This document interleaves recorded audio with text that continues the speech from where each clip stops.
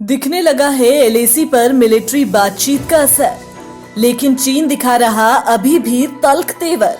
गलवा घाटी और गोगरा से चीनी सैनिक 2 किलोमीटर पीछे तो हटे, लेकिन पैंगोंग झील पर से अभी भी चीनी दिखा रहे हैं ताव।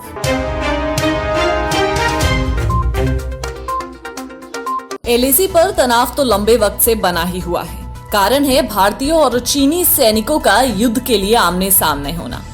ऐसी स्थिति से निपटने के लिए और लद्दाख में सीमा पर शांति बहाल करने की कोशिश लगातार ही जारी है। दोनों देशों के बीच मिलिट्री बातचीत चल रही है और इसी का नतीजा है कि गलवा घाटी पेट्रोलिंग पॉइंट 154 और 15, जहां पर दोनों देशों के सैनिकों के बीच झड़प हुई थी, वहां पर कुछ संख्या में भारत और चीन दोनों ही देशों के सैनिकों ने कदम वापस ले लिए हैं। इसके साथ ही पिछले 2 दिनों में गोगरा से भी सैनिक पीछे हटे हैं। आपको बता दें कि इन दोनों इलाकों में दोनों देशों की सेनाएं युद्ध के लिए पूरी तरीके से तैयार आमने सामने थी। इन दोनों ही इलाकों में लाखों में चीन के सैनिक और भारतीय सैनिक दोनों ही करीब 1 से 2 किलोमीटर पीछे हट गए हैं, लेकिन चीन पूरी तरीके से अभी मानने को तैयार नहीं है।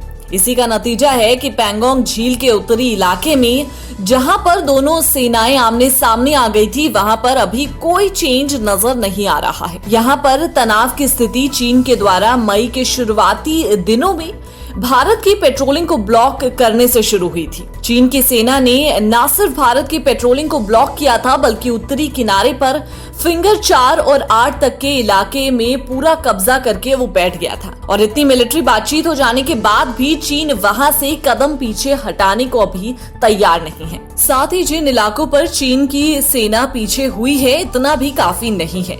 गलवा घाटी और गोगरा में चीनी सैनिक पीछे तो हुए हैं, अपनी 20 गाड़ियां वापस भी बुलाई हैं, लेकिन उनको अभी और पीछे हटना होगा, क्योंकि ये चीनी सैनिक थे जिन्होंने पहले एलएसी पर तनाव की शुरुआत की थी। साथ ही टैंक और आर्टिलरी गन्स के साथ 5 से 7 हजार सैनिक तैनात किए गए थे। अब ये तो जायज सी बात है कि ईंट का जवाब पत्थर से देना भारत को भी अच्छे से आता है, इसीलिए भारत ने भी अपने सैनिकों को वहां पर तैनात कर दिया था। लेकिन लगातार बातचीत के जरिए भारत चीजों को सुलझाना चाहता है ताकि हालात युद्ध तक ना पहुंचे, मगर चीन का मानने वाला है अभी भी पैंगोंग झील पर हालात जस के तस बने हुए हैं।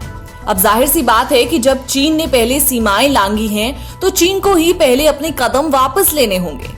फिंगर 4 से अपने सैनिकों को हटाना होगा और उन इलाकों में बनाए गए बंकर्स और बाकी के स्ट्रक्चर्स ध्वस्त करने होंगे, क्योंकि सारी डिप्लोमेटिक और मिलिट्री मीटिंग्स के जरिए भारत ने ये साफ कर दिया है कि भारत चाहता है कि सीमा पर हालात जैसे अप्रैल से पहले थे वैसे ही हो जाएं।